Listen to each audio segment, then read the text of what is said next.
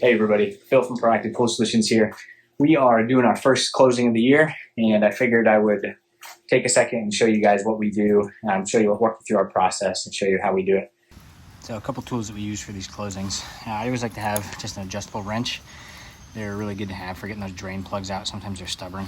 I like to have just a flathead screwdriver. We use these for these type of plugs that have O-rings and they're screw-in. Second thing we have is a 1/2 inch socket. I have an attachment for the drill, just for removing the ladders and handrails really easy. So they're all 1/2 inch. Second thing, or what was that, fourth thing we have is just a hex bit, and I actually just made this one. So it's just a normal hex bit. It used to have a Torx bit or something on there, and I just ground the end off so that I can stick this right into the anchors, making those anchors really easy to remove. Obviously the compressor and a little whip for that, just to getting this into those tight places around the pump a little easier. And then a couple pair of channel locks. We like the big ones. They're versatile. They kind of help with everything you might run into. Other than that, normal cleaning supplies, a good chemistry kit to testing chemistry, a blower to remove all the debris. We use a drill, an impact drill, for a couple of those processes. First of all, first thing we do when we show up is just do our normal maintenance visit. We're basically just trying to remove all the debris, get everything out, get the water balanced. Our balance is a little different when we do closings because we're preparing for freezing temps. So basically, we're just at this pool. Our first step is just to remove all this debris, get it looking clear and looking good, and then we can move on from there. So everybody, like I said, our water balance is a little bit different when we do these closings because we're balancing the water, anticipating the final temperature, the lowest temperature we're going to see. So we basically have all of our readings that we did from today. And we use the Orenda app for all of our chemical balancing and dosing. This is a free app available on Apple Store or the Google Play Store. So we set in all of our current markers over here. So basically the water temperature today when we were there, 75 degrees, pH is 7.7, alkalinity at 60, calcium around 200, CYA at 35, and TDS around 600. So it's not a salt pool, it's a chlorine tab pool. So what we do basically whenever we balance in these closings is we want to anticipate the low temperature, like I said. So we're going to bring this all the way down to about 40 degrees. Because that's the lowest it's going to get here in North Carolina. Water temps won't get much below that. So from there, we take our pH and we want to actually increase this to the ceiling. So this pH ceiling is where the water is naturally going to drift over time. So we're going to set that right to 8.2. And you can see we're still a little bit negative on the LSI, that negative 1.2. We want this to be between 0.00 and 0.20 for a closing. We want it to be in that positive range of the LSI, which means it's not going to be corroding the surface or dissolving anything that the water is coming in contact with. So that's where we aim. So from here, we need to add a little bit of baking soda to raise the alkalinity.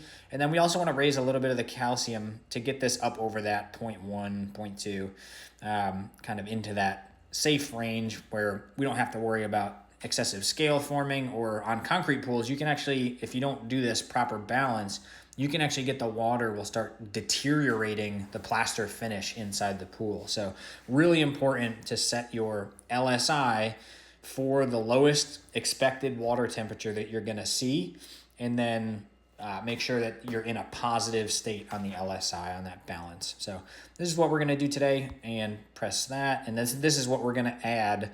All right, so we finished up getting all the debris out.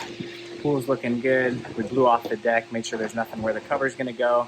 Communal's getting done, balancing chemistry. Next step we're going to do, once all the debris out, we're going to remove the handrails. We already did. Remove the ladders, anything that's going to be in the way of the cover. We're just going to get out of the way so that we can install the cover very easily. After that, we're going to use our hex bit to get all of the anchors lifted up out of the concrete so that we can put that on. I'll show you the process for doing that. So all these anchors, like I said, hex bit fits right in here. We have a couple extensions that we use so we're not bending over all day. But we just basically get that hex bit in and just loosen it up. You want it to be right at the top of the threads. So we want it to sit right there. Threads are embedded We're not sticking the threads out so they can get marred up, but opening them up so that we can get that hook on there.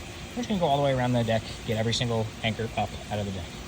Okay, so once we've got all the debris removed, we got the anchors up. Next step is just to blow the lines with the compressor. And I'll show you what we do. We just use a little pancake per compressor. We don't need a ton of air. So let me flip you around.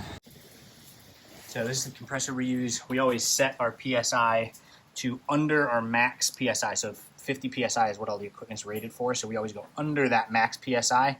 So we're gonna set this to 40 and we're gonna blow the lines. The thing that we use to blow the lines, so the whip that we use is just an extra hose, and it has the same threads as our drain plugs. Can't get that to focus. But we put this plug into the suction side of the pump so that we have a place to add air to the system.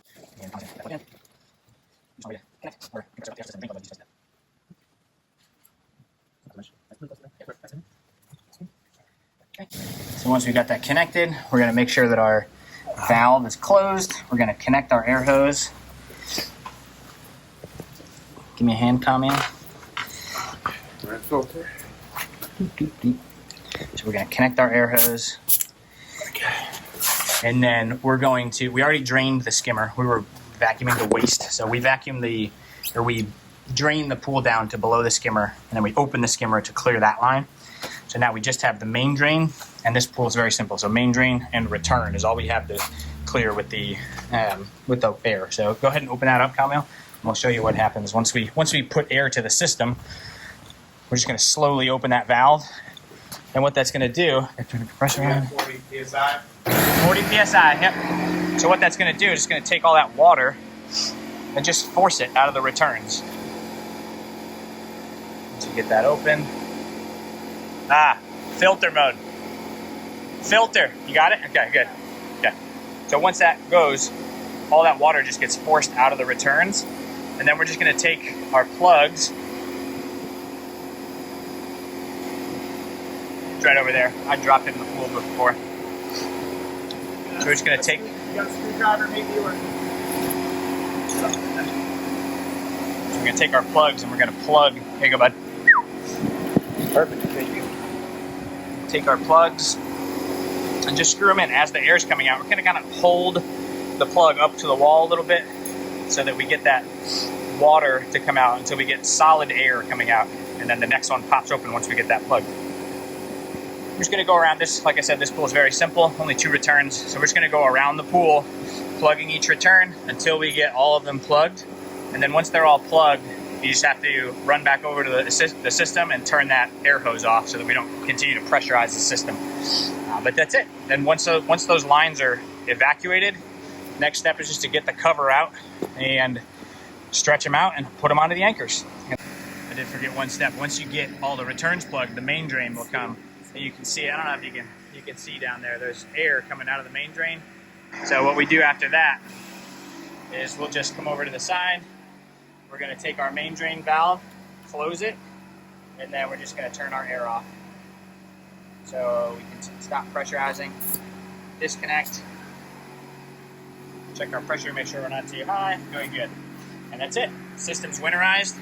Last step is we're just going to open our valve to winterize mode. So this sits up on top so that the sand filter can drain out. And we're just going to remove all the plugs. We like to keep all of our plugs in the strainer basket of the pump, just so that we know where they all are. Once it comes springtime, take all this out. Once the springtime comes and openings start, we know where all the plugs and everything are. So we're just going to take all the plugs off of the equipment, drain plug for the filter, and I need a wrench for. So each pump has 2. You got one in the front. Sometimes they're both on the side. We want to take the suction side and the return side. All the plugs come out of the system so that all of that water that's trapped in there can drain out, and there's no chance of it freezing over the winter. But pulling the cover is next. I'm going to try and see if we can show you how we do that. Moving on. Last step, we want to make sure that we always disable the pump so that the pump's not going to kick on. So just removing the timers. The timer stops usually just put them right inside so that we know where they are for next time. Carmel, grab me the channel locks. Yes. But yeah, removing these timers, just make sure. Oh, actually, we're good. We don't need to remove that one. That's the off switch. So just removing the on, so it's not going to kick on after that. The off switch won't do anything. So making sure that the pump isn't going to turn on halfway through the tomorrow when the schedule comes on. So that's really all you have to do.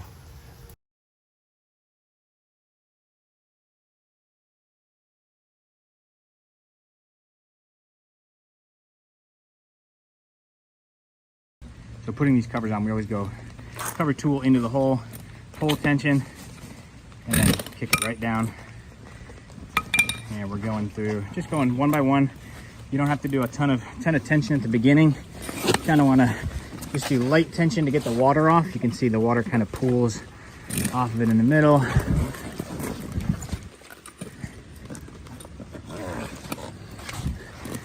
You can see we're just pulling it light tension so that the water comes off.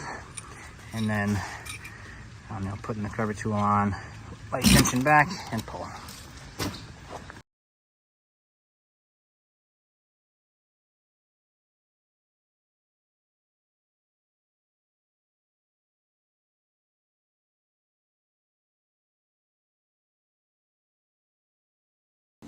So that's our closing process. That's all we have for you today. If you do have any questions, feel free to hit the comments and I'm happy to answer any questions you might have. Other than that, we'll see you on the next one. All right, bye.